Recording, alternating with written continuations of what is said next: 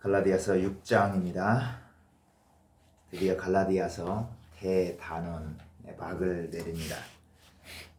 바울은 1, 2, 3, 4, 5장에서 끊임없이 할례나 구약의 어떤 그 절기들, 날과 달과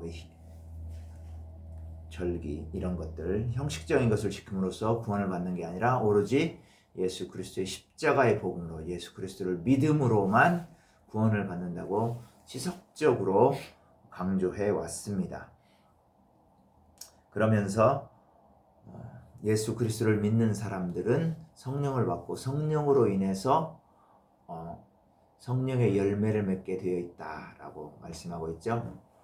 구약의 율법주의, 형식주의, 할례나 이런 것에 집착하는 사람들은 오히려 유대주의자를 보면 구약의 율법을 준수하려고 준행하려고 하지는 않으면서 외적인 것에 자랑만 삼으려는 그런 떠벌이들이었어요. 그리고 실제로는 삶이 엉망인 사람들. 그래서 그들의 가르침을 받다 보니까 갈라디아 교인들도 그런 삶으로 예전에 그 이방 신을 섬기던 삶처럼 돌아가 버렸어요. 그래서 이런 사람들은 결국 육신의 열매를 맺게 되어 있다라고 말하는 거예요. 그러니까 할례에 집착하고 구약의 율법 그 자체의 형식적인 것 자체에 집착하는 사람들은 육신의 열매를 맺는다. 그래서 5장에서는 육신의 열매 그리고 성령의 열매를 아주 극명하게 대조해서 말씀해주고 있어요.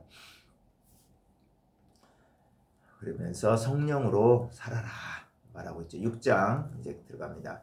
형제들아 1절 보면 형제들아 사람이 만일 무슨 범죄한 일이 드러나거든 신령한 너희는 오히려 온유한 심령으로 그러한 자를 바로잡고 너 자신을 살펴보아 너도 시험을 받을까 두려워하라. 여기서 이제 갈라디아 교회의 상황을 보면 이제 유대주의자들이 와서 그런 율법과 할례, 외적인 것을 강요하는 그런 가르침을 전했죠. 그래서 상당수 갈라디아 교인들이 이것에 말려 들어갔을 거란 말이에요. 그렇죠? 그러지 않은 사람도 분명히 있긴 있을 거예요. 그래서 이제 지속적으로 여기서 지금 권면을 하고 있는 건데요. 보면 무슨 범죄한 일이 드러나거든 온유한 마음으로 바로잡아줘라 이렇게 말하고 있죠. 그래서 범죄한 일이라는 것은 고의로 한 것이 아니고, 그죠? 고의로 한 범죄가 아니라 육신이 약하거나 실수로 범죄하는 그러한 경우를 말하고 있습니다. 그럴 때 신령한 너희는 왜 신령합니까? 성령을 받아 성령의 인도하심을 따라 사는 사람들 말하는 거예요. 그런 사람들이 온유한 마음으로 부드러운 마음으로 그렇게 육신이 약해서 혹은 실수로 범죄한 자들을 잘 훈계하고 타일러서 바로잡아줘라 라고 말하고 있는 거예요. 오늘날 교회들이 교회에서 찾아보기 힘든 게 바로 이런 부분이에요. 마태복음 18장이 이제 교회장이라고 불리는데 거기서도 형제가 잘못했을 때 가서 훈계해 주라고. 그래서 그 형제라는 건 꼭 형제만 말하는 게 아니에요. 형제 자매를 꾸짖어서 그가 돌아오고 제대로 깨달아서 다시 올바른 행위를 하도록 하라라고 말하고 있어요. 여기서도 바로잡아 주라라고 말하고 있는 거예요. 이거 굉장히 중요한 겁니다. 더더군다나 목회자들은 영적으로 말씀을 증거하는 사람들, 영적인 지도자들은 교인들이 잘못됐을 때 뭐 감정적으로 미워하는 그게 아니라 잘못했을 때 그러한 잘못된 것들을 방법은 부드럽게 해야 되겠죠. 당연히 부드럽게 타일러서 잘 하라 그랬어요. 마태복음 18장 교회장에서는 이렇게 말하고 있어요. 2번 얘기했는데도 안 듣잖아요. 그러면 그 교인들 앞에서 세워가지고 이 사람을 이렇게 치리하라 라고 말하고 있어요. 상당히 철저하게 행하고 있죠. 오늘날에는 그런 거 전혀 없죠. 거의 없는데 이런 것들이 잘 사실은 되어야 돼요.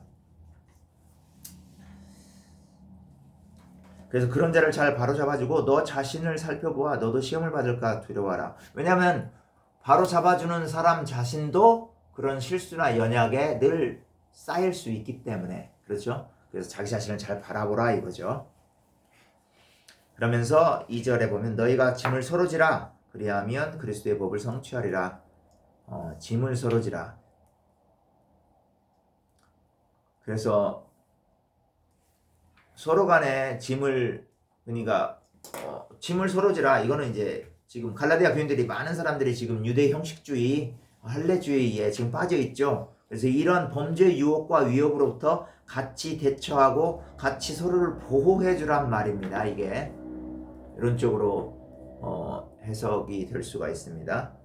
그래서 지금 갈라디아 교회에 굉장히 중요한 건 지금 막 빨려 들어간 거예요. 할례주의에, 율법주의에. 그래서 그러지 않은 사람들이 지금 짐을 서로 져주라. 그래서 이런 그 범죄의 유혹과 위협으로부터 빠져나올 수 있도록. 나 몰라라 하지 마라 이거예요. 물론 이거는 또 그 반면에 문자 그대로 짐을 져주는 것, 서로 간의 어려움을 나누고 어려움을 책임져 주는 것도 됩니다. 그러나 지금 갈라디아에서 가장 어려운 힘든 점은 뭐예요? 율법주의, 할례주의에 빠졌다는 거잖아요. 거기서 그 사람이 빠져나올 수 있도록 잘 돌봐주고 권면해주고 이렇게 하라는 거예요. 그래서 그리스도의 법을 성취하라. 이것이 바로 그리스도께서 말씀하신 법 뭡니까? 그리스도의 법 사랑이죠. 사랑을 하는 행위다 이거예요. 3절 보면 만일 누가 아무것도 되지 못하고 된 줄로 생각하면 스스로 속임이라. 이 할례주의를 전했던 이 유대주의자들이 그런 거죠. 그리고 그것을 전수받은 갈라디아 교인들도 그런 거예요. 정말 자기들이 뭐 실제적으로 신령하지도 않으면서 정말로 자기를 영적인 것으로 스스로 착각을 하고 있는 거예요. 그죠? 그리고 이 형제들에 대해 관심도 없으면서, 그렇죠? 그러면서 할례 받은 것을 굉장히 율법을 다 지킨 걸로 착각하고 살아가는 거죠, 이 사람들은. 예.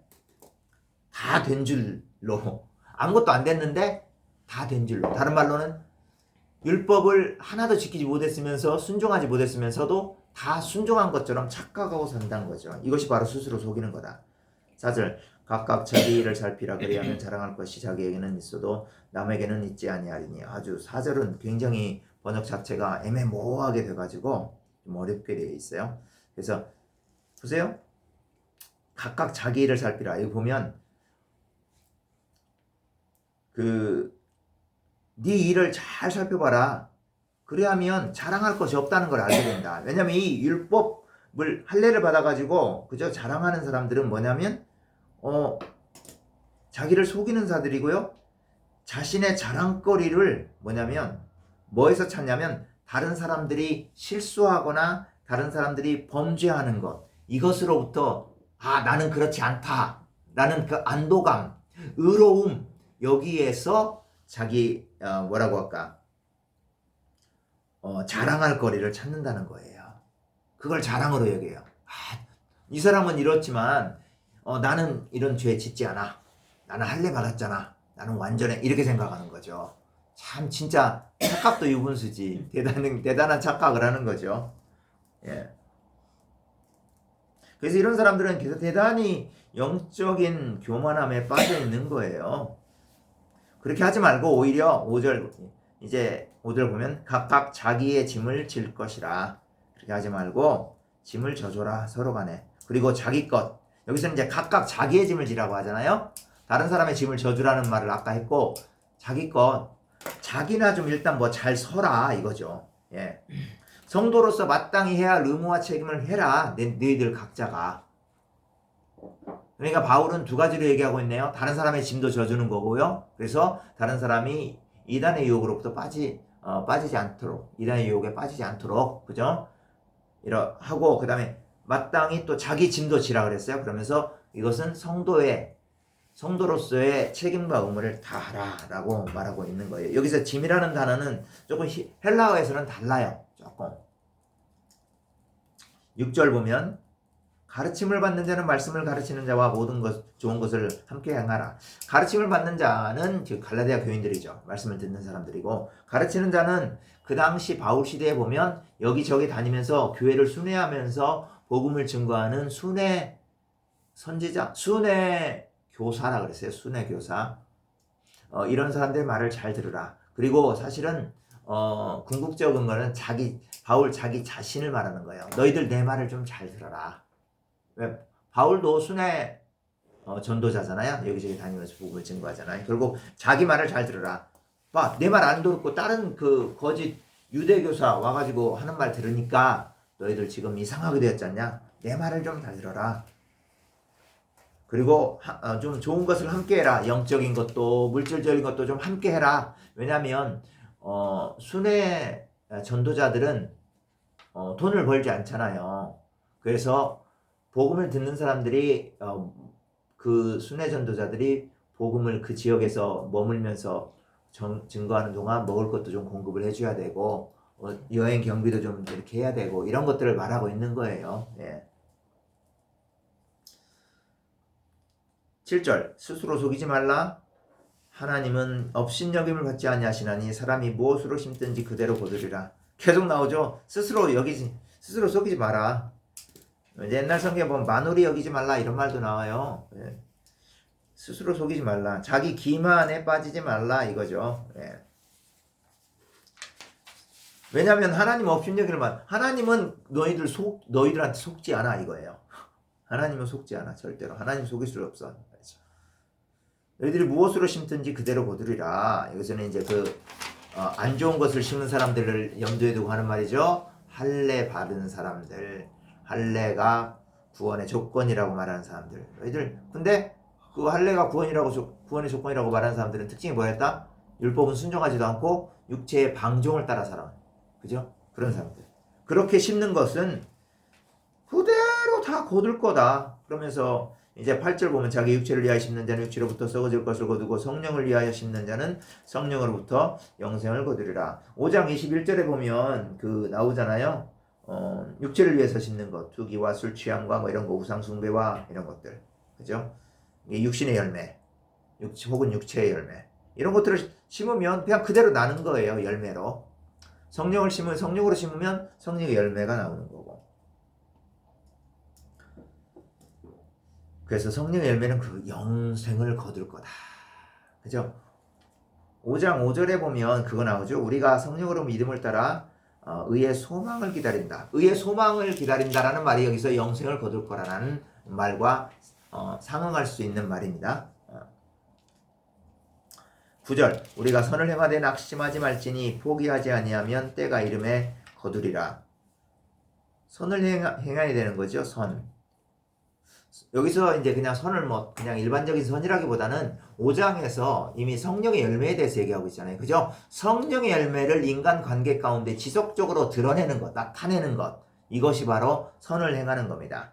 그런데 여기 보면 선을 행하되 낙심하지 말지니 왜 갑자기 낙심한다 이런 말이 나올까? 이것은 바로 바울의 종말론의 그 관점에서 좀 봐야 돼요. 말 자체가 어려운데 바울이 그의 사역 초기에는 예수님이 금방 다시 재림할 거라고 생각을 했어요. 바울도. 그래서 이제 그렇게 가르쳐 줄 수도 있고. 근데 이제 바울이 복음을 계속 전하면서 그건 아니다라고 이제 성령님께서 영감을 주셨겠죠. 그래서 낙심한다는 것은 성령 열매 맺었는데 예수님 온다길래 성령 열매 맺고서 하는데 안 와. 낙심할 수 있겠죠. 그러지 말라는 거죠. 낙심하지 말고 포기하지 마라. 그죠? 그러면 때가 이름에 거두리라. 설령 예수님의 재림이 약간 지연은 된다고 생각하지만 반드시 오실 것이다 이거죠. 여러분은 그 이단의 문제가 거의 다 이단들이 그 종말론에서 온다는 거 들어보셨죠? 언제 온다는 거예요. 예수님을 막 정해놔. 언제 온다고. 이장님파 다미선교회 1992년 10월 28일 날 안 왔잖아요. 저는 그때 길을 걷고 있었는데 바로 그 교회가 이장님파 교회였어요. 그리고 그 시간이 12시였어요. 거의 12시. 제가 한번 봤어요. 5, 4, 3, 2, 1, 안 왔네. 이렇게 됐어요. 안 오잖아요. 여기 망원동에 있었어요. 네, 다 그렇군요. 예, 다 이단은 거기서 나와요. 그러니까 사람들이 여기에 관심이 많은 거예요. 왜냐하면 세상 사는 게 솔직히 쉽지 않잖아요. 주님을 믿으면 빨리 그냥 주님 오셔가지고 우리 저 천국으로 인도하셔서 이런 생각을 많이들 가자요. 사실 그잖아요. 솔직히 그러잖아요. 뭐 여러분들도 힘들 때 많이 있었지만 저도 힘들 때가 있었거든요. 물론 저는 그때 이제 선교만 생각하고 그래서 뭐 어떤 주님 저를 빨리 데려가서 이런 생각은 많이는 하지는 않았지만 사실 근데 보통 사람들이 많이 그렇게 생각해요. 그리고 재림 언제 오실 건가에 굉장히 관심을 많이 가져요. 주님 오시면 다 고통 끝. 그죠? 행복 시작이잖아요. 그러니까 여기에 초관심을 둔단 말이에요. 그러니까 거짓 교사들도 사람들의 심리를 잘 알죠. 그거에 대해서. 그래서 언제 온다, 언제 온다 이런 식으로 얘기를 한단 말이에요. 그런데 바울은 이제 처음에는 먼저 자기가 예수님이 곧 오실 거라고 생각했지만 그거를 선포했는지 안 선포했는지는 모르지만 아마 근데 나중에 지금 당장 안 올 수도 있다라고 말하는 거예요. 그러니까 낙심하지 마라 이거예요. 반드시 오신다. 설령 우리가 생각하고 있던 때에 안 온다 할지라도 반드시 온다. 바울 시대 이후에 2000년이 되도록 아직 안 오셨어요. 지금 그러죠. 2000년 이제는 다 됐다. 그런 말 되게 많이 하죠. 그렇죠. 물론 그런 마음으로 살아가야죠. 오늘이 마지막이라고. 그래서 정말 최선을 다해서. 그러나 생각해보세요. 진짜로 내일 오실 것 같아요? 뭐 오실 수도 있지만 우리에게는 아직 기회를 많이 주실 거라는 믿음이에요. 저는 아직은. 예. 그래서 너무나 조급하게 막 해가지고 흰 옷 입고 산속으로 들어가지 마세요. 들어가실 분 없지만 여기는 마땅히 우리가 해야 될 것, 세상의 빛과 소금으로서 내 일 가운데서 주님을 드러내고 평소에 주님을 늘 기쁘시게 하며 예배하면서 살아가야 돼요. 이게 우리가 마땅히 주님을 기다리는 자들의 자세거든요. 그래서 10절에 보면 그러므로 우리는 기회 있는 대로 모든 이에게 착한 일을 하되 더욱 믿음의 가정들에게 할지니라.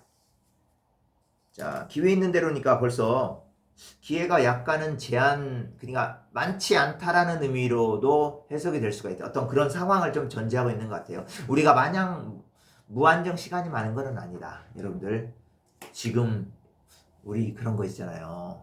한국의 가요 뽕짝 중에 있을 때잖아요. 그죠? 우리의 생명이 있을 때 잘하고 우리 옆집이 아니라 우리 형제 자매들, 우리 교인들, 사랑하는 교인들 옆에 함께 있을 때 잘해야 되는 거예요. 실제로. 우리가 왜냐면 하나님께서 지금 우리들에게 기회를 주고 계시잖아요. 그죠? 예. 선한 일을 하되 더욱 믿음의 가정들에게 할지니라. 그죠? 자기 교인들에게 더 먼저 잘 해라는 거죠. 왜냐면 교인들이 잘못하면 또 이단에 빠질 수 있잖아요. 이렇게 할례주의자들한테도. 그래서 특별히 이 사람들의 선을 행하고 정말 선한 일을 하고 나누기도 하고 물질적으로도 나누고 영적으로도 나누고 서로 이단에 빠지지 않도록 서로 말씀으로 잘 격려하고 권고하라 이 말입니다. 11절 내 손으로 너에게 이렇게 큰 글자로 쓴 것을 보라. 아마 바울이 그 다메섹 도상에서 하나님을 만났을 때 강렬한 빛이 비쳐서 눈이 안 좋았던 것으로 보여요. 회복이 되긴 했지만 많이 안질이 있었던 걸로 보여지고요. 그래서 글씨가 잘 안 보여서 이렇게 크게 쓴 걸로 보여져요. 그래서 12절 무릇 육체의 모양을 내려하는 자들이 억지로 너희에게 할례를 받게 함은 그들이 그리스도의 십자가로 말미암아 박해를 면하게 할 뿐이라. 이 유대주의자들이 이렇게 하는 이유를 분명하게 또 보여주고 있죠. 왜 할례 받으라고 해? 그리스도의 십자가 증거하면 박해받잖아요. 그죠? 그래서 바울은 받잖아요. 박해를 받고. 근데 유대주의자들은 뭐예요? 박해 안 받으려고 뭐도 해요? 할례를 하라고 하는 거죠. 할례로. 물론 이제 그렇게 믿기도 하는 것 같기도 하고. 물론 또 그 사람들의 문제는 뭐냐면 이렇게 율법의 외형적인 것은 지키라고 하면서 실제로 하나님의 율법을 향한 뜻 사랑은 순종하지 않잖아요. 행하지 않잖아요.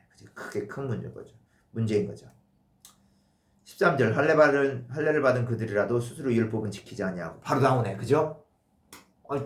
할례를 지키라고 하면서도 실제로 율법은 지키지 않는다 이 말이죠. 너희에게 할례를 받게 하려 하는 것은 그들이 너희의 육체로 자랑하게 하려 함이라. 자기가 보세요. 여기 율법 유대주의자들이 와가지고선 갈라디아 교회 교인들한테 막 선포를 해요. 여러분들 할례를 받아야 구원 얻습니다. 예수 그리스도의 십자가의 복음만 가지고 그럼 부족합니다. 그래서 많은 사람들이 그 가르침을 따른다고 하면 으쌰으쌰 하겠죠. 속으로 막. 그죠? 그거 말하는 거예요. 그걸로 자랑거리를 삼는 거예요. 우리가 얘기하니까 이렇게 많은 사람들이 봐봐. 할례 할례를 받고 할례를 통해서 구원을 얻는다는 믿음의 그런 뭐라고 할까, 그런 말씀을 따르잖아. 이렇게 많은 사람들이 우리를 따르고 있어. 이래 자랑거리를 삼는 거죠. 뭐 이제 뭐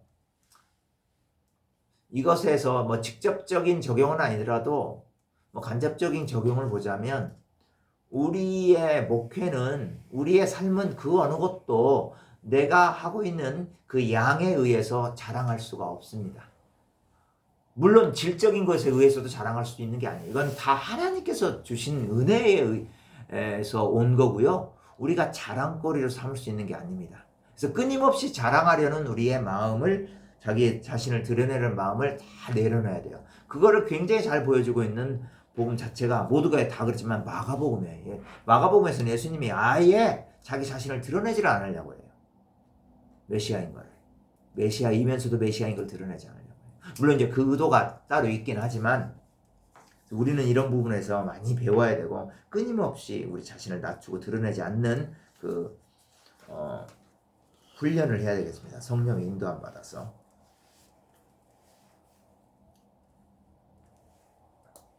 14절, 그러나 내게는 우리 주 예수 그리스도의 십자가 외에 결코 자랑할 것이 없으니 그리스도로 말미암아 세상이 나를 대하여 십자가에 못 박히고 내가 또한 세상을 대하여 그러하니라. 바울 자신은 다른 아무것도 자랑할 거리가 없어요. 굉장히 바울 박학다식한 사람이거든요. 빌립보서에서 이렇게 얘기를 하고 있어요. 자기 자신의 박학다식한, 옛날에 예수를 믿기 전에 그 배경, 오늘날로 말하면 거의 뭐 하버드대, 옥스퍼드대 이런 정도를 나온 사람이고, 굉장히 수재고 거의 천재고 대단한 학식이 있는 사람이고, 그런데 이런 것들 다 자기는 배설물로 해야겠다, 똥으로 해야겠다 그랬어요. 그러면서 자기가 뭐예요? 예수 그리스도의 십자가만 자랑하고 그리스도 안에서만 발견되기 위함이라 라고 얘기를 하고 있어요. 우리에게 자랑할 건 뭐예요? 단 한 가지, 예수 그리스도의 십자가의 복음. 아멘. 자, 자기는 이미 세상에 대해서 못 박혔다는 거예요. 그리고 세상도 자기를 못 박았고. 무슨 말인지 이해가죠? 네. 더 이상 세상을 집착하지 않는다는 얘기예요. 이게. 뭐에 집착해요? 예수 그리스도의 십자가를 집착하는 거죠. 붙잡고 나가는 거죠. 15절,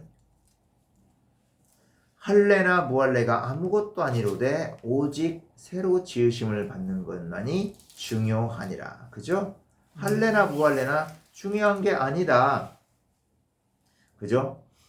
오직 새롭게 창조되는 것. 5장 6절에도 이런 말이 나오잖아요. 그리스도 예수 안에서는 할례나 무할례나 효력이 없으되 사랑으로 역사하는 믿음뿐이니라. 거기서는 믿음이라고 표현했고요. 여기서는 새로 지음받은 것이 중요하니라. 이게 이제 서로 상통되는 거예요, 사실은. 믿음 안에 있으면 우리 예수 그리스도의 말씀이 성령께서 우리를 우리 안에 역사하셔서 우리를 새롭게 만들어 간단 말이에요. 새로운 사람으로.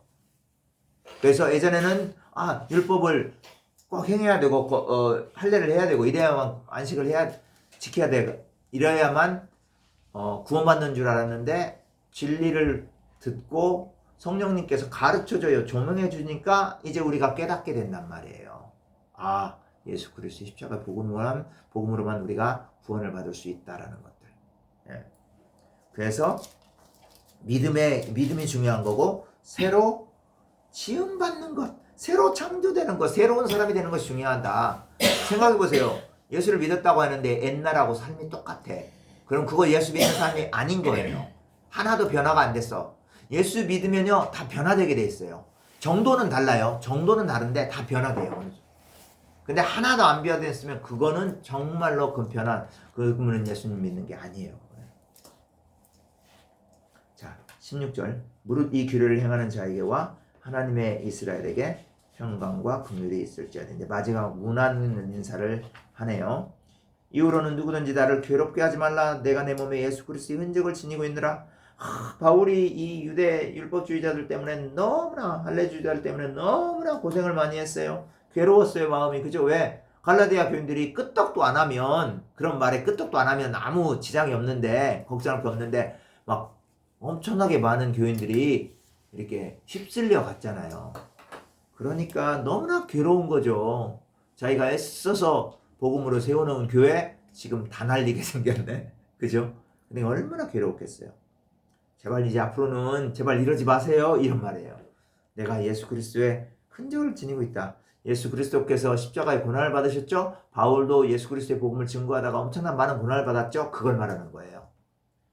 그러면서 마지막 형제들아 우리 주 예수 그리스도의 은혜가 너희 심령에 있을지어다.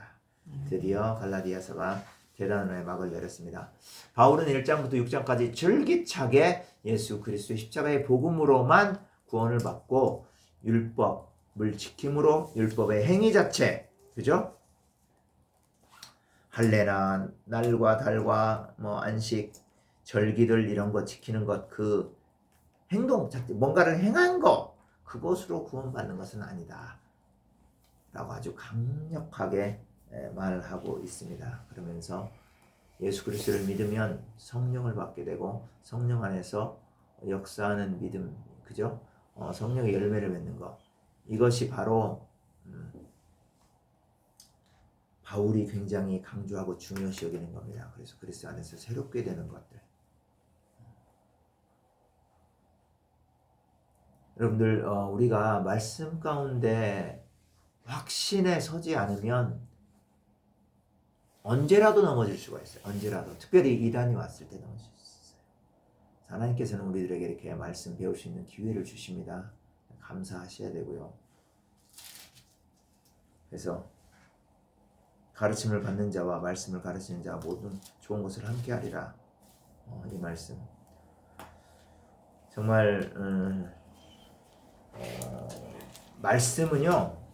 우리가 다 알지만 생명이에요. 예수 그리스도의 말씀은 우리의 생명이고 그래서 주님을 사랑하는 사람은 반드시 말씀을 사랑하고 말씀을 더 알려고 노력해야 돼요. 말씀을 알려고 공부하고 알고 그 아는 거 거기서만 끝나면 안 돼요. 거기서만 끝나면 그건 바리새인과 같은 사람들이고 깨달은 진리를 가지고 기도하고 그거를 성령 내 삶 가운데서 적용할 수 있도록 기도하면서 나아가야 돼요. 그리고 적용해야 되고요. 그리고 내 감정, 죄된 본성의 그 감정에 반대로 행해야 되고요. 내 속으로는 정말 저 사람을 정말 미워하지만 기도하면서 진짜로 미워하는 행동을 하면 안 되고 오히려 기도를 통해서 그 사람을 축복하고 또 축복해서 내 감정이 그 사람을 향해서 이제는 미운 감정이 선한 감정이 될 수 있도록. 그래서 크리스찬 예수 그리스도를 믿는 믿음으로 살아간다는 것은 정말 사실 성령의 열매를 드러내므로 분명하게 나타나는 거예요.